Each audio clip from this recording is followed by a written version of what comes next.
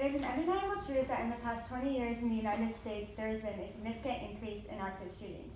According to the Citizens Crime Commission in New York City, there has been a 153% increase in active shootings in the past, from 2001 to 2016. As a college student who attends Oklahoma Christian University, I want to be able to defend myself in an active shooting would occur, as I'm sure you guys would want to defend yourselves in your line of work. Today I'm going to persuade you to allow concealed carry on college campuses for the safety of students and faculty. Before I begin, I want to show you some examples of shootings that occurred at colleges that didn't allow concealed carry and the effect that it had. The first one was a really well-known shooting at Virginia Tech in 2007 when a visiting student from South Korea killed 32 people. Virginia Tech prohibited guns on campus. Another example is Northern Illinois University, when a former student started shooting on campus, killing 6, including himself, and injuring 17. Northern Illinois University prohibited guns on campus as well. The third example is the University of Alabama in Huntsville, where a professor killed 3 and injured 3. They also prohibited guns on campus. In another study done by Campus Safety Magazine, that stated that in the 11 years after the Virginia Tech shooting, which was the first one I showed you, the campuses with the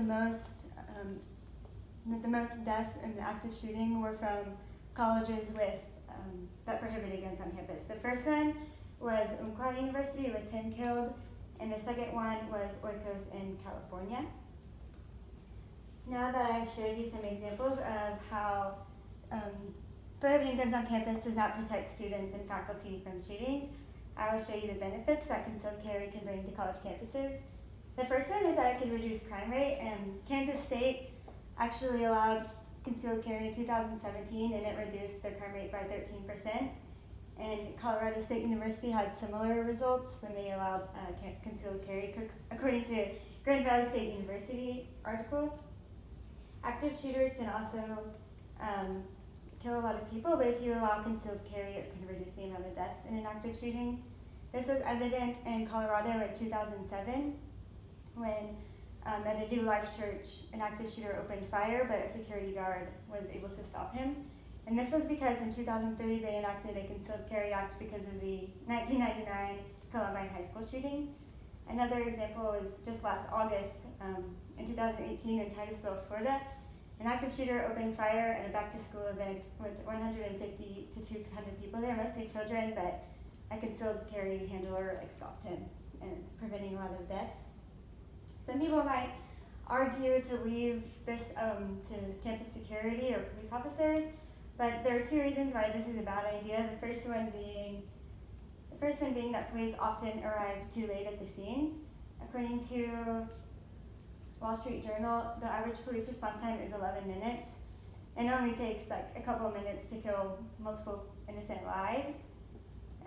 In an FBI study shooting from 2000 to 2013, there were 160 shooting incidents, and 67% of them ended before the police could engage the shooter, either because the shooter killed himself or because the shooting ended.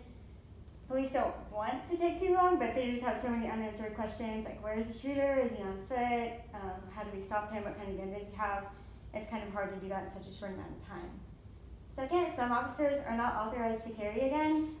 This isn't as big of a problem on public universities, but on private universities it's a bigger problem, as 62% of them are not sworn in, meaning only 62% can't carry a gun or make an arrest.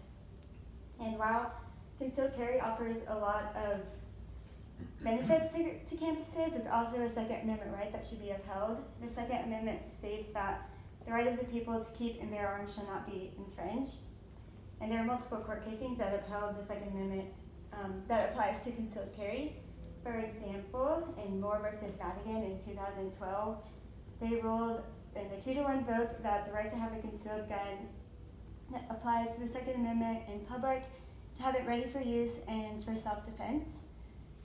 In the Peruta versus San Diego, in the Ninth Circuit Court of Appeals, ruled that the Second Amendment permits concealed carry for self-defense and outside of the home. In conclusion, concealed carry can be very beneficial for college campuses for protection for their students. And I'll leave you with a quote from Wayne LaPierre as he states, "The only thing that stops a bad guy with a gun is a good guy with a gun." Thank you.